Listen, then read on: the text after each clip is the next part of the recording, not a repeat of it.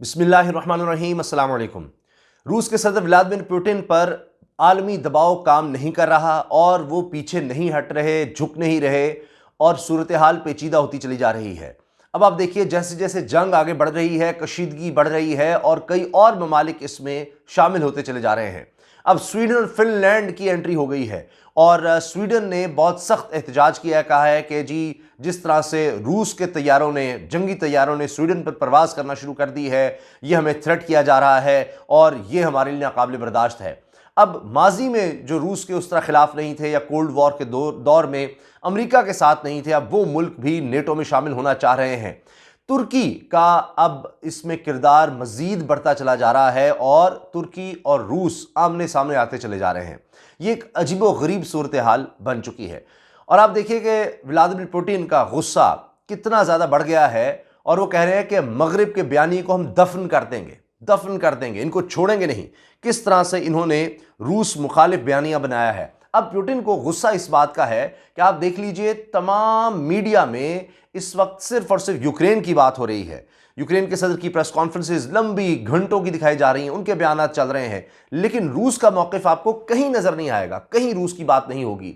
यानी अब देखिए कि आलमी अदालत इंसाफ में भी वॉर क्राइम्स के हवाले से रूस के खिलाफ जाया जा रहा है, लेकिन रूस की बात इतनी ज़्यादा कहीं नहीं हो रही। तो इस पर व्लादिमीर पुतिन बहुत ज़्यादा गुस्से में है। ये तक लिखा जा रहा है कि जनाब बहुत बड़ी शिकस्त हो रही है और पुतिन का सारा प्लान सत्यानाश हो गया, बर्बाद हो गया, जबकि व्लादिमीर पुतिन खुद सामने आए और कह रहे हैं कि हमारी चीज़ें प्लान के मुताबिक चल रही हैं। लेकिन हो ये रहा है कि वहाँ पर ह्यूमन शील्ड बनाई जा रही है, वहाँ पर लोगों को निकलने नहीं दिया जा रहा, जबकि हम सेफ पैसेज लोगों को दे रहे हैं, पहले बताते हैं कि हम आ रहे हैं, आप लोग इन जगहों से शहर खाली कर सकते हैं ताकि फिर जो रह जाएंगे फौजी यूक्रेन होंगे, हमारा उनसे मुकाबला होगा। हमने सिर्फ इसको डीमिलिटराइज करना है। यूक्रेन जो अपनी फौज बनाता चला जा रहा था नेटो की हिमायत के साथ, हमने उसको खत्म करना है। अब आप देखिए, अमेरिकी सदर ने $10 अरब मांग लिए हैं यूक्रेन की मदद के लिए, यानी पैसा बहुत ज़्यादा, रकम बहुत ज़्यादा, डॉलर्स बहुत ज़्यादा वो आ रहे हैं।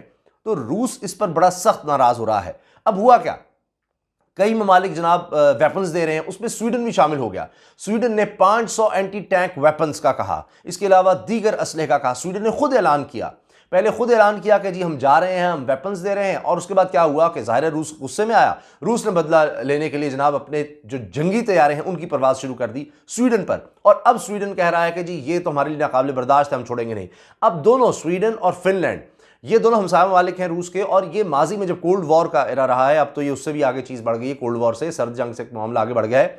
तो ये नेटो इत्तेहाद में नहीं गए। नेटो इत्तेहाद बना अमेरिका ने बनाया था और 27 ममालिक इसमें हैं, जो कि उस वक्त सोवियत यूनियन, जब रूस में और कई ममालिक शामिल थे जिनमें यूक्रेन भी था, तो इसके खिलाफ बनाया था कि जी ये तो कम्युनिज्म है और ये पूरी दुनिया पर इस तरह छा जाएंगे, तो हमें मुत्तहिद होना है। यूरोप के ममालिक को अमेरिका ने साथ मिलाकर बनाया। तो उस वक्त स्वीडन और फिनलैंड उस तरफ नहीं गए थे, लेकिन अब वो यूक्रेन के हालात से डर कर वो भी उस तरफ जा रहे हैं और उनकी मदद भी कर रहे हैं।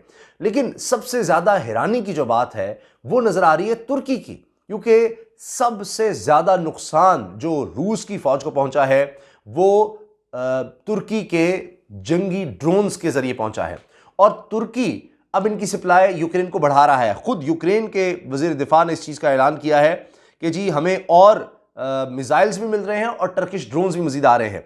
अब ये टर्किश ड्रोन्स ये अज़रबैजान में बड़े ज़बरदस्त तरीके से इस्तेमाल किया अज़रबैजान ने, और दुश्मन को उन्होंने तबाह कर दिया था अज़रबैजान आर्मी की जंग में। अब आप देखिए कि वही ड्रोन्स रूस के खिलाफ इस्तेमाल हो रहे हैं। TB2 इनको कहा जाता है और बैरक्तर इनको नाम दिया गया है।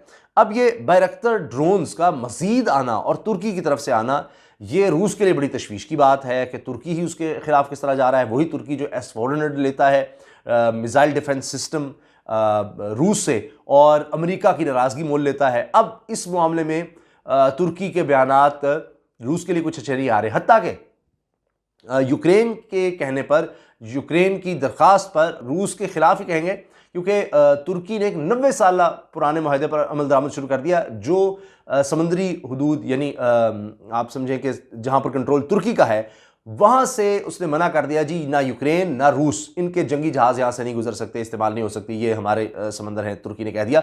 अब यूक्रेन ने ही इसकी रिक्वेस्ट की थी ताकि रूस के जंगी बहरी जहाज़ यहाँ ना आ सकें और वहाँ से ना अटैक कर सकें।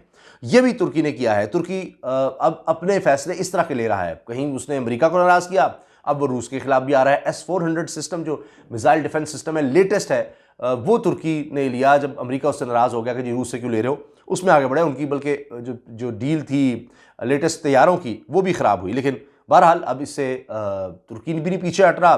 روس کے لیے یقیناً مسائل بڑھ رہے ہیں، جیسے جیسے رایامہ بھی اس کے خلاف ہو رہی ہے۔ تو ان کا آنا، ڈرونز کا آنا، کیونکہ آپ فوٹیجز دیکھیں، ویڈیوز موجود ہیں کہ کس طرح ان ڈرونز کے ذریعے جو روس کے فوجی ہیں ان کی جو میزائل بیٹریز ہیں جہاں سے میزائل فائر ہوتے ہیں، ان کو، ان کے ٹرکس کو اور دیگر جو ان کا بڑا اسلحہ ہے اس کو نقصان پہنچایا گیا ان ڈرونز کے ذریعے۔ تو روس اس حوالے سے ظاہر ہے بہت زیادہ پریشان ہے، اور اب نیو یارک ٹائمز بھی لکھ رہا ہے کہ جی یوکرین کے اس تنازع نے ترکی اور روس کو آمنے سامنے کھڑا کر دیا۔ پوٹن اور ایردوان ایک دوسرے کے آمنے سامنے آ گئے ہیں۔ ان میں پہلے بھی کبھی کشیدگی، کبھی قربتیں اس طرح سے رہی ہیں، لیکن اتنے حالات اب پھر دوبارہ خرابی کی طرف جا رہے ہیں۔ اچھا، ایک اور چیز بڑی اہم ہوتی چلی جا رہی ہے کہ اس وقت میڈیا کا جو کردار ہے، کیونکہ بعض اوقات لگتا ہے کہ جناب یوکرین جس طرح سے اس وقت ڈٹا ہوا ہے تو دکھانا یہ چاہ رہا ہے ویسٹرن میڈیا کہ جناب یوکرین کے ساتھ ہمدردی بھی جتائی جائے اور اس کو جتنی زیادہ ہو سکے مدد کی جائے۔ اور اب ہو یہ رہا ہے کہ یوکرین کے اوپر قبضہ بڑھتا چلا جا رہا ہے روس کا، روس آہستہ آہستہ آگے بڑھ رہا ہے، ایک کے بعد ایک شہر روس کے قبضے میں جا رہا ہے۔ لیکن مسئلہ یہاں پر آ رہا ہے کہ رائے عامہ بڑی خوفناک روس کے خلاف بنائی جا رہی ہے، اور روس کی جو سپورٹ کہہ لیں یا اس کا جو یہ کہنا ہے کہ جناب ہمیں تو امریکہ سے خطرہ تھا اور یہ یوکرین نیٹو کی طرف جا رہا تھا۔ ابھی بھی ان کے وزیر خارجہ کا یہ بیان آیا ہے روس کے کہ جی ہمارا اور کوئی مقصد نہیں ہے، ہم نے کوئی یوکرین پر قبضہ نہیں کرنا، ہم نے ان کا فوجی جو سارا سیٹ اپ ہے جو روس کے خلاف استعمال ہو سکتا تھا اس کو بالکل تباہ کر دینا ہے، ہم نے اس کی ملٹری پاور کو یوکرین کی تباہ کر دینا ہے۔ یہ بڑی واضح سٹیٹمنٹ آئی ہے، اور اس کے لیے وہ کسی بھی حد تک جانے کو تیار ہے، روس کسی بھی حد تک جانے کو تیار ہے، کیونکہ اس نے تو یہ بھی کہہ دیا روس نے کہ نیوکلیئر وار ہو سکتی ہے۔ تو اس طرح سے ایٹمی جنگ کی دھمکی بھی ہے، اور یہی وجہ نظر آتی ہے کہ امریکہ اس حد تک نہیں آ رہا جہاں پر یوکرین بھی چاہ رہا ہے، یوکرین کہتا ہے یورپ بھی آئے، لیکن روس اس طرف نہیں آ رہا۔ مگر بہرحال جتنی جنگ طویل ہوگی روس کے لیے اتنے مسائل بڑھیں گے، روس کے خلاف رائے عامہ بڑھتی چلی جا رہی ہے، اور روس کا بہت زیادہ مالی نقصان بھی ہو رہا ہے، جانی نقصان ہونے کے ساتھ ساتھ۔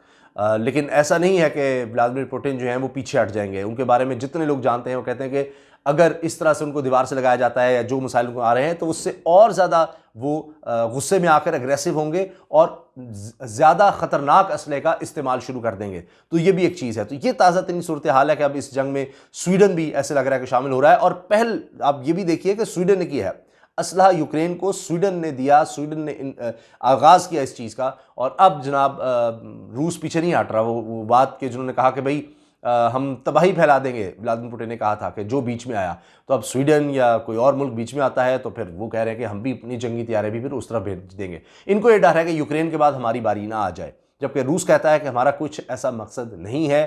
اب دیکھتے ہیں کہ اور کتنا وقت لگتا ہے، کیونکہ جیسے جیسے دن گزر رہے ہیں حالات مزید کشیدہ ہو رہے ہیں، روس پر دباؤ بڑھ رہا ہے، لیکن روس بھی آگے بڑھتا چلا جا رہا ہے اور ایک شہر کے بعد اگلا شہر قبضے میں لے رہا ہے۔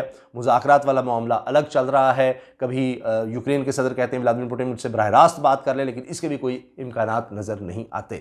مگر ترکی اور روس کا آمنے سامنے آنا یہ ضرور ایک مزید تشویش کی بات ہے، لیکن اگر یوکرین پر پوری طرح سے قبضہ ہو جاتا ہے جو ہوتا چلا جا رہا ہے، تو پھر اس کے بعد شاید حالات جو ہے وہ آہستہ آہستہ کنٹرول میں آنا شروع ہو جائے۔ اجازت دیجیے، اللہ حافظ۔